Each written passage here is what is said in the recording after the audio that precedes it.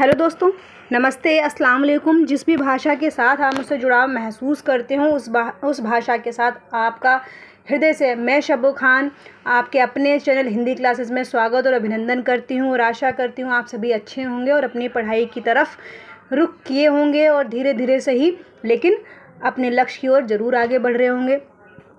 इसी आशा के साथ आज मैं आपके लिए जो हमारी सीरीज़ चल रही थी भक्ति काल की, उसकी अगली कड़ी लेकर आई हूँ, जिसमें सूफ़ी साहित्य से, सूफ़ी या प्रेमाख्यान काव्य से कुछ महत्वपूर्ण प्रश्नों की श्रृंखला लेकर आई हूँ, जो एग्ज़ाम वाले महत्वपूर्ण प्रश्न हैं। और इसमें कुछ जो प्रीवियस ईयर के क्वेश्चन भी मैंने रखे हैं ताकि आप अपनी जो तैयारी है उसको जांचते रहें। और आगे बढ़ने से पहले अगर आप चैनल पर नए हैं या अब तक आपने चैनल को सब्सक्राइब नहीं किया है तो चैनल को ज़रूर सब्सक्राइब करें। साथ ही आप साइड में बने बेल आइकॉन को भी प्रेस करें ताकि आगामी सभी वीडियो सबसे पहले आप तक पहुंचे और अपने महत्वपूर्ण सुझाव कमेंट के माध्यम से मुझ तक ज़रूर पहुंचाएं। देखते हैं अपने हम प्रश्नों की तरफ बढ़ते हैं आगे। हमारा पहला प्रश्न है, सूफी काव्य से असंबंधित कथन है। आपको असंबंधित कथन देखना है। प्रश्न करते टाइम समय सबसे पहले तो आप प्रश्न क्या पूछा जा रहा है उसकी ओर ध्यान देना चाहिए और उसमें कथन असंगत है नहीं है पूछा जा रहा है तो उसको अंडरलाइन ज़रूर कर लेना चाहिए। तो आप असंबंधित कथन है किससे? सूफी काव्य से। तो अधिकतर रचनाओं की भाषा जो थी वो अवधी थी सूफी काव्य की। बिल्कुल ठीक है, अधिकतर रचनाओं की भाषा सूफी काव्य में अवधी थी और अधिकतर रचनाओं की भाषा ब्रज थी। नहीं, ब्रज नहीं थी। भाषा जो सूफी काव्य की थी वह थी अधिकतर अवधी। तो ये प्रश्न हमारा असंगत हो गया है, लेकिन हम अपने सभी प्रश्न जो हमारे ऑप्शन से उन्हें भी देख लें ताकि हम जो कुछ नई जानकारी अगर मिलती हो तो हम उसे भी देख लें। सूफियों ने नारी में ईश्वर का रूप देखा। बिल्कुल ठीक है, सूफियों ने नारी में क्या करा है? देखा है, वह देखा है नारी में ईश्वर का रूप देखा है सूफियों द्वारा। और संत काव्यों ने क्या करा है? जो संत थे उन्होंने क्या माना है? बाधा माना है नारी को। ठीक है, और लेकिन सूफियों ने नारी में ईश्वर का रूप देखा है। ठीक है, आगे देखें। सूफियों ने सांस्कृतिक एकता पर बल दिया। बिल्कुल ठीक है, सूफियों ने सांस्कृतिक एकता पर बल दिया है। तो हमारा जो असंगत कथन हमें चयन करना था वह हो गया हमारा दूसरा। अधिकतर रचनाओं में ब्रज भाषा नहीं थी। अधिकतर रचनाओं की जो भाषा थी वह थी यह अवधी भाषा है। अगले प्रश्न की ओर बढ़ते हैं। हजारी प्रसाद द्विवेदी द्वारा किसी सूफी काव्य का प्रथम ग्रंथ माना गया है। तो हजारी प्रसाद द्विवेदी ने किसको प्रथम ग्रंथ माना है सूफी काव्य धारा का? मृगावती, चंदायन, सत्यवती कथा या इंद्रावती? तो जो हजारी प्रसाद द्विवेदी के द्वारा जो माना गया है वह सत्यवती कथा को माना गया है और इसका काल है 1501 ईस्वी। ठीक है, 1501 ईस्वी इसका काल है। हजारी प्रसाद द्विवेदी ने सत्यवती कथा को सूफी काव्य की प्रथम रचना माना है और जो शुक्ल के द्वारा जो माना गया है वह माना गया है मृगावती को। ठीक है, इसे भी ध्यान रखें। शुक्ल ने मृगावती को माना है और सत्यवती कथा जो है 1501 की रचना है, इसे हजारी प्रसाद द्विवेदी ने माना है इसको। ठीक है, अगला प्रश्न देखिए। रचना काल के अनुसार रचनाओं का सही क्रम लगाएं। ठीक है, रचना काल के अनुसार लगाना है तो पहला ऑप्शन हम सभी रचनाओं को देख लेते हैं, उनका काल क्या है। सत्यवती कथा अभी मैंने आपको बताया जैसा कि इसका काल जो है 1501 ईस्वी है। ये सभी रचनाएं मैं ईस्वी में बता रही हूँ। ठीक है, पद्मावत जो है वह 1540 है। ठीक है, पद्मावत जो है वह 1540 की रचना है। चंदायन जो है वह जो रचना है 1379 की रचना है। ठीक है, 1379 की रचना है। और हंसावली जो है वह है 1370 की रचना। तो हंसावली क्या है? 1370 है। तो सत्यवती कथा जो है 1501 है, पद्मावती 1540 है, चंदायन 1379 है और हंसावली जो है वह 1370 की रचना है। तो सबसे पहले हमारा सही क्रम लगाना है, रचनाओं का क्रम लगाना है सही से। तो सबसे पहले हमारा क्या आना चाहिए? 1379 की रचना, 1370 की रचना। तो पहले क्या आएगी हमारी? हंसावली। तो सबसे पहले हंसावली देख लो कहाँ पर है, दो ऑप्शन सेकंड और थर्ड में हंसावली है। ठीक है, उसके बाद क्या आना चाहिए हमारी? चंदायन। तो चंदायन किसमें? इसमें है। ठीक है, और बाकी किसी में चंदायन नहीं है। तो हमारा ऑप्शन कौन सा हो जाएगा? थर्ड ऑप्शन हमारा सही हो जाएगा। और एग्जाम हॉल में जब हम प्रश्न करते हैं तो वहाँ ये भी ध्यान रखो कि आप जब आप प्रश्नों को सॉल्व कर रहे हैं तो उसमें अगर हमारे प्रथम 2-3 ऑप्शन अगर सही बैठ रहे हैं तो आप फटाफट उसको टिक करके आगे बढ़ जाएं, क्योंकि जब आप उतना ही अपना समय क्या होगा हमारा बर्बाद चला जाता है। आगे देखते जब हमें लग रहा है कि हाँ ये दोनों ठीक है आगे देखो, ये पद्मावत भी नहीं, पद्मावत का 1540 है, सत्यवती कथा तो हमारा 1501 पहले ही इसमें निकल ही गया है, ठीक है। और इसके बाद इसमें भी सत्यवती कथा है, तो ऑप्शन हमारा कौन सा बचता है, सेकंड बच जाता है। तो इसी ऑप्शन अपना आराम से इसे टिक करो और अगले प्रश्न की ओर बढ़ जाते हैं आगे, ठीक है। तो आप ध्यान रखें इन सभी को। सत्यवती कथा 1501 की रचना है, पद्मावत 1540 है, चंद्रायन 1379 और हंसावली 1370। और ये सभी रचनाएं किसमें है, ये सनिन का है, वहाँ ईस्वी में सनिन सभी का है। अगले प्रश्न की ओर देखते हैं हम। किस रचना में 7 अर्धलियों के बाद दोहा रखने की प्रवृत्ति अपनाई गई है? अर्धली मतलब यहाँ पर चौपाइयों से मतलब होता है, चौपाई को ही अर्धली बोला जाता है, और उसके बाद दोहा रखने की प्रवृत्ति है। तो सूफी काव्य की 2 रचनाएं ऐसी हैं जिसमें 7 अर्धलियों के बाद दोहा रखने की प्रवृत्ति को अपनाया गया, जिसमें एक रचना तो हमारी कौन सी है, एक रचना जो हमारी है चित्रावली है, और दूसरी हमारी जो है वह पद्मावत है। तो आप इसको भी ध्यान रखें, पद्मावत, ठीक है। इन दोनों रचनाओं में, चित्रावली में और पद्मावत, इन दोनों ही रचनाओं में 7 अर्धलियों के बाद दोहा रखने की प्रवृत्ति अपनाई गई है। तो यहाँ प्रश्न पूछा गया है कौन सी रचना है, तो यहाँ पर कौन सी हो जाएगी, चित्रावली, ठीक है। चित्रावली रचना है जो इसमें 7 अर्धलियों के बाद दोहा रखने की प्रवृत्ति अपनाई गई है। आगे देखिए, सूफी काव्य में सर्वाधिक प्रेमाख्यानक रचनाएं करने वाले कवि कौन से हैं? जायसी हैं, नूर मोहम्मद, जान कवि या मुल्ला दाऊद। तो जान कवि जो है सूफी काव्य धारा में सर्वाधिक रचनाएं करने वाले कवि हैं। अगले प्रश्न की ओर देखते हैं। पद्मावत रचना में रत्नसेन किसका प्रतीक है? पद्मावत रचना में, ठीक है, ये भी बहुत महत्वपूर्ण प्रश्न है, और टीजीटी पीजीटी हायर इन ज़्यादातर सभी में, ठीक है, जो भी हाई लेवल के एग्जाम है सभी में ये प्रश्न कहीं ना कहीं पूछा जा चुका है किसी न किसी रूप में, चाहे वो उसमें रत्नसेन को लेकर हो, या पद्मावती को उसमें पद्मावती को लेकर हो, ठीक है, या चित्तौड़ को लेकर हो, या सिंहल द्वीप को लेकर हो, राघव चेतन हो, या ठीक है, या नागमती का हो, तो इन सभी का रूप कहीं ना कहीं पूछा गया। तो ये सभी ध्यान रखें, महत्वपूर्ण बिंदु हैं ये। तो जो रत्नसेन जो है रत्नसेन का जो प्रतीक जो है वह माना गया है आत्मा का प्रतीक, रत्नसेन को माना गया, और शुक्ल के द्वारा जो माना गया है वह मन, ठीक है, मन शुक्ल ने बोला है, और इसके अलावा मन शुक्ल ने जो बोला है आत्मा का प्रतीक बोला है, और कहीं कहीं जो मिलता है वो मन भी मिलता है, ठीक है, और आत्मा का जो माना है वह शुक्ल के द्वारा माना गया, तो ध्यान रखिए। और कहीं कहीं से मन भी मिलता है, अगर आत्मा ना हो तो मन दे रखा हो तो मन भी वही सही ऑप्शन होगा, ठीक है। और हृदय का जो माना गया है, हृदय का सिंहल द्वीप, जो सिंहल द्वीप है वह हृदय का प्रतीक है, सिंहल द्वीप, ठीक है, सिंहल द्वीप हृदय का प्रतीक माना गया है, ठीक है।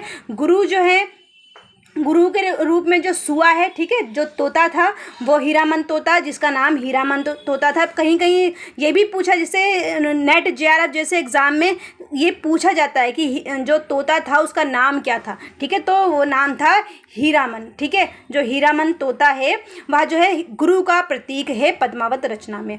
और श्रद्धा जो प्रतीक है यहाँ पर पद्मावती, जो पद्मावती जो है श्रद्धा, इसमें ये जो पूछा गया कामायनी से संबंधित है, ठीक है, ये ध्यान रखें आप, ये इसमें कहीं ऑप्शन में नहीं है ये, ठीक है। तो आप ध्यान रखें, हृदय हमारा किसका है, सिंहल द्वीप, आत्मा, ठीक है, रत्नसेन, गुरु जो है हीरामन तोता। अगला प्रश्न की ओर देखते हैं। मधुमालती किसके द्वारा रचित रचना है? कुतुबन के, मंझन के, जटमल के या उस्मान? तो मधुमालती किसकी है, बताएं। मधुमालती कुतुबन की रचना है, ठीक है, मधुमालती मंझन की रचना है, मधुमालती जो है वह मंझन की रचना है। अगला प्रश्न देखें। सूफी रचनाओं में काव्य रचना के लिए सर्वाधिक कौन सी भाषा प्रयोग की गई? जैसा अभी मैंने फर्स्ट ऑप्शन था हमारा, मैंने उसमें बता दिया आपको, सर्वाधिक जो भाषा यूज़ की गई वह अवधी भाषा का प्रयोग किया गया है सूफी रचनाओं में। अगला प्रश्न देखें।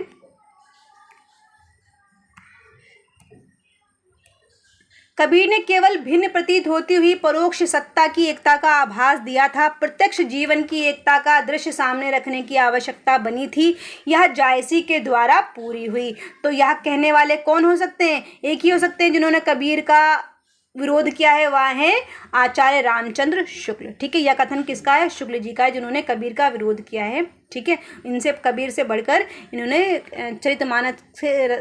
रामचरितमानस के रचयिता तुलसीदास को श्रेष्ठ माना है। अगला प्रश्न देखें। कौन सी रचना विक्रम बेताल की कथा पर आधारित है? तो कौन सी रचना विक्रम बेताल की कथा पर आधारित है? हंसावली, चंदायन, मृगावती या इंद्रावती, बताएं। तो हंसावली, ठीक है, विक्रम बेताल की कथा पर आधारित है। इसका सन मैं आपको पीछे बता चुकी हूँ, 1370 की रचना है, ईस्वी में है, ठीक है। अगला प्रश्न देखें, किस रचना का नायक राजकुमार है? ठीक है, तो किस रचना का नायक राजकुमार है? हंसावली, मधुमालती, अनुराग बांसुरी या मृगावती? तो मृगावती का जो नायक है उसका नाम ही राजकुमार है, ठीक है। मृगावती और राजकुमार इसके नायक नायिका हैं। अगला प्रश्न देखें, पद्मावत का अनुवाद आलो उजालों द्वारा किस भाषा में किया गया है? मराठी, पंजाबी, बांग्ला, उड़िया? तो बांग्ला भाषा में आलो उजालो द्वारा पद्मावत का अनुवाद किया गया। यह 2021 का टीजीटी, पीजीटी, यूपी टीजीटी में पूछा गया प्रश्न है, ठीक है। पद्मावत का अनुवाद बांग्ला भाषा में किसने किया है, ये प्रश्न था, और कि उसका उत्तर जो था आलो उजालो उत्तर था, ठीक है। अगला प्रश्न देखें, किस रचना का आधार प्राकृत भाषा की रचना रतन शेखर कथा है? ठीक है, रतन शेखर कथा रचना है एक, और यह प्राकृत भाषा की रचना है। और इसका आधार किस रचना को आधार बना, इस रचना को आधार बनाकर कौन सी रचना की गई है? या पद्मावती है, मृगावती, इंद्रावती या हंसावली? तो कौन सी रचना की गई है? पद्मावती की जो रचना की गई है वह रतन शेखर कथा को आधार, जो प्राकृत भाषा की रचना है इसको आधार बनाकर रचना की गई है पद्मावत की। अगला प्रश्न देखें, मृगावती की रचना किस भाषा में की गई है? तो मृगावती की रचना जो की गई है अवधी भाषा में की गई है। पद्मावत को किसने अपने प्रकार की अनूठी ट्रेजिक कृति कहा है? तो विजयदेव नारायण शाही ने पद्मावती को अपने प्रकार की अनूठी ट्रेजिक कृति कहा है। अगला प्रश्न देखें, पद्मावत में कुल कितने अनुच्छेद या खंड हैं? तो पद्मावत में कितने अनुच्छेद या खंड हैं इसे बताएं आप।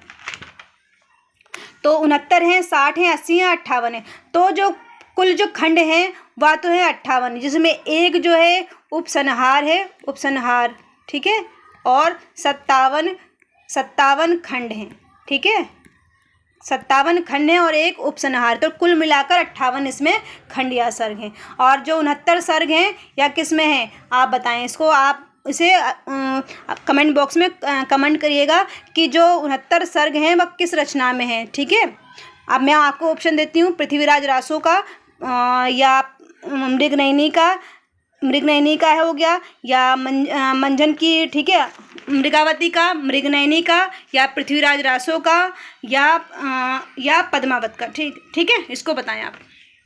ऑप्शन में 3 ऑप्शन नहीं बताते हैं आप, ठीक है। इसको ऑप्शन कमेंट करिएगा आप सभी। कौन सी रचना नंददास की नहीं है? तो रास पंचाध्यायी, सिद्धांत पंचाध्यायी, विरह मंजरी, श्याम सगाई, प्रेम वाटिका? तो प्रेम वाटिका जो है यह नंददास की रचना नहीं है, ठीक है। तो प्रेम वाटिका किसकी रचना है? प्रेम वाटिका किसकी रचना है? या रसखान की रचना है प्रेम वाटिका, ठीक है। बाकी ये चारों रचनाएं जो हैं वह नंददास जी की हैं। आगे देखें, असंगत कथन का चयन करना है आपको। असंगत कथन, प्रेम बारहमासा रसखान नहीं, प्रेम बारहमासा रसखान की नहीं है, ये नंददास की है। प्रेम बारहमासा नंददास, ठीक है। प्रेम बारहमासा जो रचना है वह नंददास की रचना है। दान लीला रसखान की है। उद्धव लीला परमानंद दास की। उद्धव शतक सूरदास का है, ठीक है, ध्यान रखें आप इसको। पुष्टि मार्ग के सबसे बड़े प्रचारक कौन है? तो ये आप सभी को इसका उत्तर पता होगा। तो पुष्टि मार्ग के सबसे बड़े प्रचारक कौन है? सूरदास जी हैं। और इसके पुष्टि मार्ग के प्रवर्तक कौन है जिन्होंने इसका जन्म करा है? पुष्टि मार्ग का जो तथ्य दिया है या विचार प्रस्तुत किया है वह है वल्लभाचार्य जी। जो वर्णन सूर ने बंद आंखों से किया वह खुली आंखों से नहीं कर सकता, ठीक है। जो वर्णन सूर ने बंद आंखों से किया है वैसा वर्णन कोई खुली आंखों से भी नहीं कर सकता। यह किसका कथन है? यह कथन जो है वह शुक्ल जी का कथन है। अगला प्रश्न देखें, सूरदास की रचना सूर सागर से असंबंधित कथन है। सूर सागर से जो असंबंधित कथन है वह आपको बताना है कि कौन सा है। आधार श्रीमद् भागवत दशम स्कंद का है इसका, बिल्कुल ठीक है। इसका जो आधार लिया गया है वो श्रीमद् भागवत के दशम स्कंद से लिया गया है, ठीक है। और इसके अलावा दूसरा अध्याय श्रीमद् भागवत का जो दूसरा अध्याय उससे लिया गया है। जन्म से मथुरा जाने तक का वर्णन सूरदास की रचना सूरसागर में बिल्कुल ठीक है। रचना दृष्टकूट पदों में नहीं, रचना ये दृष्टकूट पदों में नहीं है। दृष्टकूट की जो रचना है सूरदास की वह है साहित्य लहरी, ठीक है। साहित्य लहरी जो रचना है सूरदास की उसके जो पदों के जो रचना की गई है वह दृष्टकूट पदों पर की गई है। दृष्टकूट का मतलब होता है चमत्कार, जिसमें चमत्कारिक गुण हो, ठीक है, उसे बोलते हैं दृष्टकूट। वह साहित्य लहरी के पद वैसे हैं। मुक्तक काव्य है सूरसागर, बिल्कुल ठीक है, ये भी ठीक है, ये भी ठीक है, ये नहीं है, ठीक है, इसका ऑप्शन ये वाला हो जाएगा, ठीक है। दृष्टकूट पदों में नहीं की गई, दृष्टकूट पदों की जो रचना की गई वह साहित्य लहरी में की गई, ठीक है। और आज का ये अंतिम प्रश्न था। आशा है मुझे आप सभी को ये प्रश्न अच्छे लगे होंगे, कहीं ना कहीं आपके लिए नए होंगे और आपने कुछ ना कुछ नई जानकारी ज़रूर आपको मिली होगी। और चैनल पे बने रहने के लिए, वीडियो में बने रहने के लिए आप सभी का बहुत बहुत धन्यवाद आपका है सभी का। और ऐसे ही अपने परिवार को आगे बढ़ाते रहें, लोगों को, अपने परिवारजनों को, अपने दोस्तों को अपने चैनल से जोड़ते रहें, अपने समूह को आगे बढ़ाते रहें। और आप सभी का बहुत बहुत धन्यवाद है और मिलते हैं अगली वीडियो में। तब तक के लिए बाय बाय।